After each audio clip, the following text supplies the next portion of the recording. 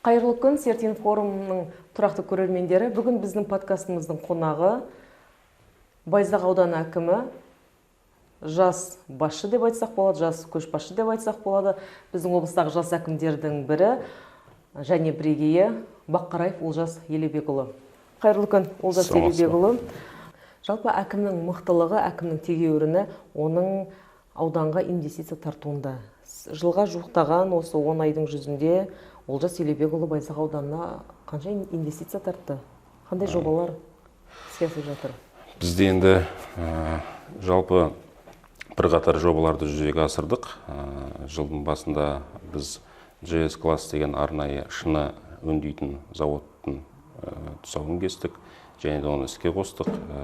Оны жеке инвестиция тарапынан осы ауданның азаматы жүзеге асырды. Біздің тарапымыздан тек қолдау болды. Яғни ол кісіге құжаттарын рәсімдеуге де және де бірқатар жер мәселесі бойынша қиындықта туындаған болатын. Сол мәселеге көмек бердік. Одан бөлек бізде Дихан ауылында ірі кірпіш зауыты ашылды. Ол мәселеде де жылдап проблемалар болған кісіге көмектестік. Берік деген азамат. Ол кісі күніне 300 мың дана кірпіш шығара алады. Ол да үлкен завод, 2,5 миллиард теңгеге жүзеге асты.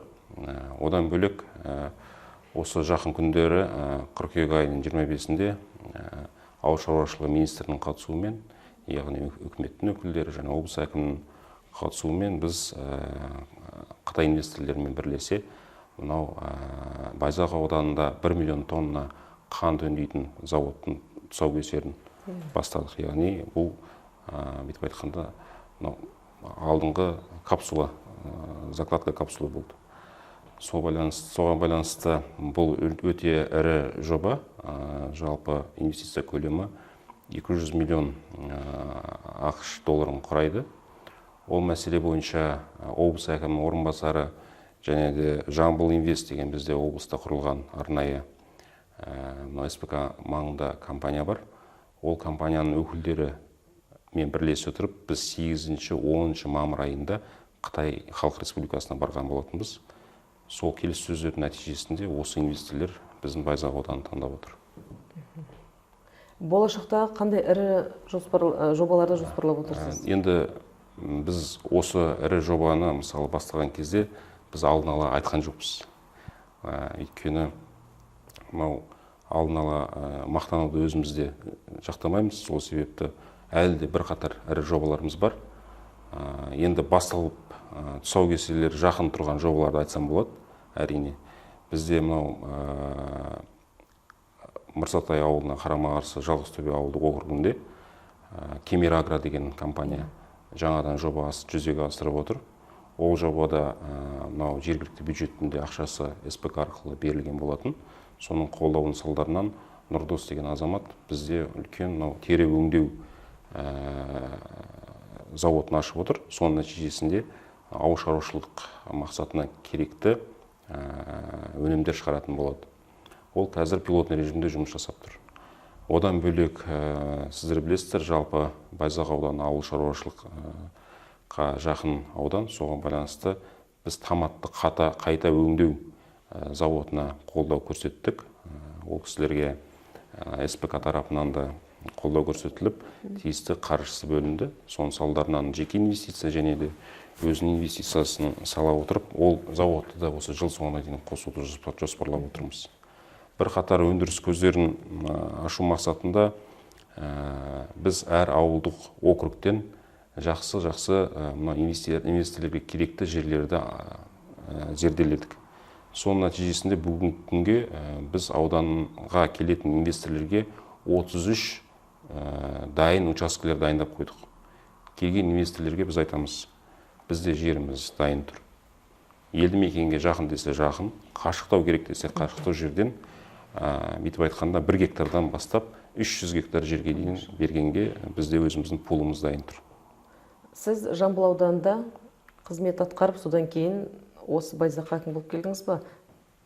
Әлде соның арасында басқа да қызмет болдыңыз сізде? Оның арасында басқа қызмет болды. Көрермендерге түсінікті болу үшін. Мен Жамбыл ауданында 3 жылдай әкім орынбасары болып жұмысымды атқардым. Қай салада? Ол кезде әлеуметтік салаға жауап сала. бердім. Кейіннен табиғи ресурстар басқармасында басшы болдым 1 жылдай. Одан кейінгі осы жерге тағайындалып отырмын. Демек, сіздің Байзақ ауданына әкім болып келуіңіз кездейсоқ емес қой?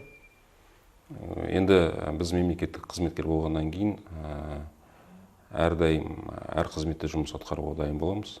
Сол себептен басшылық сеніп тапсырғаннан кейін жұмысымызды осы ел үшін атқарып жатырмыз. 10 ай болды, жылға жуықтап қалды, жұмыс жасап жатырсыз. Енді оның артық кемін бәрін халық қой, ертеңесе соған төрелігін айтатында. Жалпы Олжас Баққараевтың командасы бар ма? Байзақ ауданы әкімдігінде. Байзақ ауданында команда мен осы жерде отырған ауылдық округ әкімдері және де осы жерде отырған барлық мемлекеттік қызметкерлер және де өзіміздің әріптестеріміз. Сіз Жамбыл ауданынан командамен келген жоқсыз? Жамбыл ауданынан командамен келген жоқ. Сіз өзіңізді қандай әкім деп ойлайсыз? Жалпы Әсел ханым енді өз-өзіне баға берген. Ол мен ойлаймын өте дұрыс емес деп, себебі бағаны әрдайым халық беру керек. Мүмкін көңіліңіз толмайтын шығар өзіңізге? Жалпы әркімнің бір кем дүниесі бар ғой? Әрине. Әркім жұмыс жасаған кезде, мен ойлаймын, ең біріншіден өзінің абыройы үшін жұмыс жасау керек. Және де қанша дегенмен ішкі дүниең таза болмаса, сыртқа да өзің жаңағы ойыңды жөндеп жасай алмайды деп ойлаймын. Соған байланысты жаңағы ең бірінші жасап отқан жұмысымыз осы елдің көңілінен шығу және де мемлекетке тиімді менеджер болып, осы ауданның не де болса әлеуметтік экономикалық дамуына өзімнің үлесімді қосу. Сіздің көзқарасыңызда мемлекеттік қызметкер ол қандай болу керек? Қазіргі жалпы мемлекеттік қызметкерлерге мен ойлаймын, мемлекет тарапынан барлық қолдау жасалып отыр.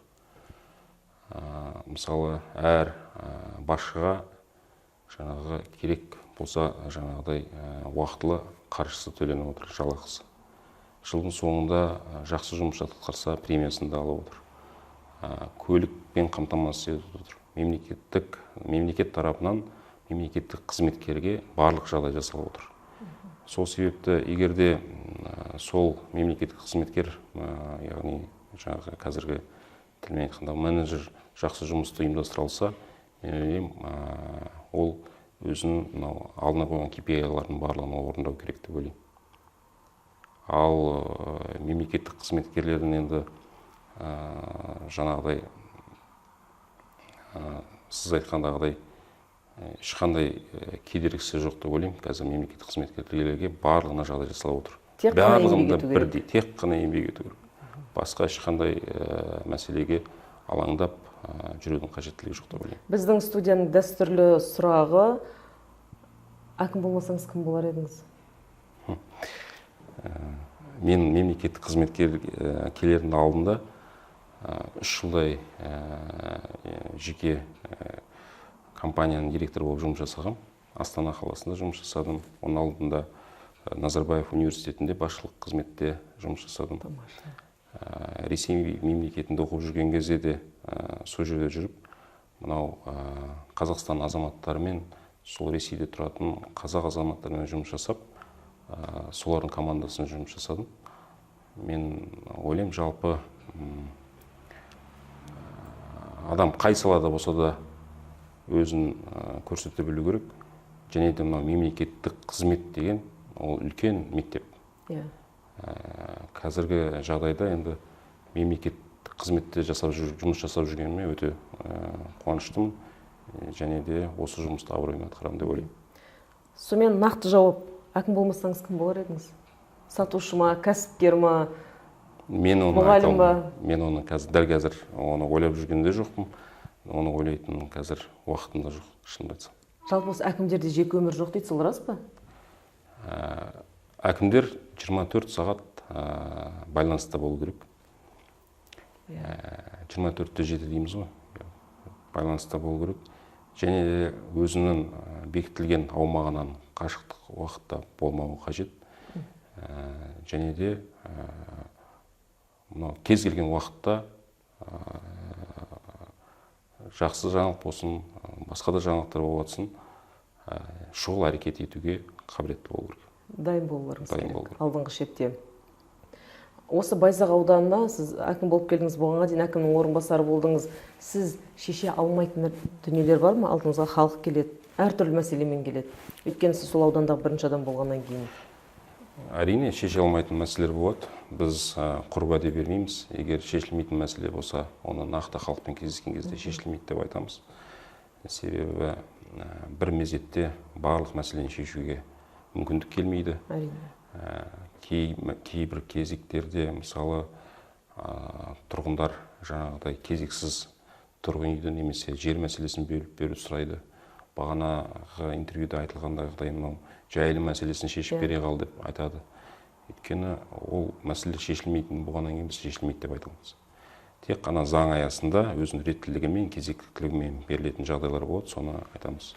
Ал көп мәселелер әрине мынау инфраструктуралық мәселелер және де мынау нысандарға келетін кезде ол көптеген қаржыны талап етеді. Қаржы өз реттілігімен жаңағыдай бөлініп, ең бірінші кезектегі тұрған мәселелерге бөлінетін болады. Сол себепті біз өзіміз мынау экономика бөлімімен және де ауылдық округ әкімдерімен бірлесе отырып ауданның 3 жылдық даму жоспарын әзірледік. 3 жылдық даму жоспарында біздің мақсатымыз ауыл тұрғындарының жаңағы жарықпен, жолмен, сапалы жолмен қамтамасыз ету. Соған байланысты сол жоспарларымызды әзірледік. Одан бөлек қазір ауыл тұрғындарының сұранысы ол балалардың ойын алаңшаларын көбейту. Себебі кезінде солған нысандардың көбісінің ескіруіне байланысты және де мынау кешкі мезгілде серуендеп жүретін, жаз мезгілінде әсіресе серуендеп жүретін балалар шығаратын ойын алаңшаларының жетіспеуі бізде көрініп тұр. Қазір біз есептесек, шамамен бүгінгі күнге бізге 22 ойын алаңшасы қажет. Бұл әр ауылдық округке бір-бірден деген өзінде. Енді біз биыл біразын соқтық дегенмен де әлі де көптеген ойын алаңшаларын соғуымыз қажет. Ол алаңшалардың жаңағы сапасына да көңіл бөлуді бастадық. Себебі Тараз қаласында немесе Астана, Алматы қаласына барған кезде жақсы ойын алаңшаларын көріп жүреміз. Сол алаңшалардан біздікілерде кем болмаған деген секілді болмайтындай қылып талап қойып жатырмыз. Жалпы Байзақ ауданында неше ауылдық округ бар? Байзақ ауданында 17 ауылдық округ, 40 елді мекен бар. Қаншасы Тараз қаласының құрамына қосылды? Қазір 3 елді мекен Тараз қаласына қосылды. Жылдың басында олының Талас станциясы, Талас ауылы және де Қызыл Жұлдыз ауылы кетті. Шамамен бізден бір 12-13 мыңға жуық азаматтар Тараз қаласына қосылды. Олар өздерінің бюджетімен кетті ол жаққа. Иә. Мынау Байзақтың бюджеті қандай? Сіздерде жобалар көп, атқарылып жатқан жұмыстар көп. Оның бәрін аудан бюджет көтермейтін белгілі республикадан алынады. Ал негізінде Байзақтың өзінің бюджеті қандай ауданның? Байзақ ауданының өзінің бюджеті 4-7 миллиард теңгені құрайды. Былтыр 3-8, 3-9 миллиард болған. Биыл артты ғой. Иә, биыл артты 4-7 миллиард. Оның 3-7 аудандық бюджет, 1 миллиардқа жуығы 4-ші деңгейдегі ауылдық округ әкімдерінің бюджеті. Ал жалпы біздің жаңағы шығыстарымыз 15,2 миллиард теңгені құрайды. Яғни бұл жерде республикалық және облыстық бюджеттен түсетін трансферттер мен субвенциялар бар. Мысалы біздің ауданымызда биылғы жылы біз аудандардың ішінде ең көп тұрғын үй соғып отырмыз. 220 пәтерді біз жылдың соңына дейін аяқтап тұрғындарға береміз. Қазіргі кезеңнің өзінде біз 100 пәтерді соғып біттік. Қазір отбасы банкіне табыстадық. Солар арқылы кезекте тұрған азаматтарға берілетін болды. Алдыңызға даулы мәселелер көп келе ме Байзақта? Әрине, енді ауыл болғаннан кейін азаматтарда көптеген сұрақтар туындайды. Шаруашылық иелерінде біраз мәселелер туындайды. Барлығын осы заң аясында қарап шешуге тырысамыз. Оған ресурсыңыз жетеді, біліміңіз жетеді, тәжірибені күнбе-күн жинап жатырсыз. Құрметті көрермендер, Сертинформ подкастының бүгінгі қонағы, естеріңізге тағы да бір сала кетейін. Байзақ ауданы әкімі Бақараев Олжас. Бүгінгі біздің сұхбатымыз да өзінің мәресіне жетіп қалды деп ойлаймын. Сізге табыс тілеймін. Әкім бол, халқыңа жақын бол дейді. Халықтың есінде қалатын, жұрттың жүрегінде қалатын әкім болыңыз. Әмин, рахмет. Құрметті көрермендер, алаш серттен таймасын.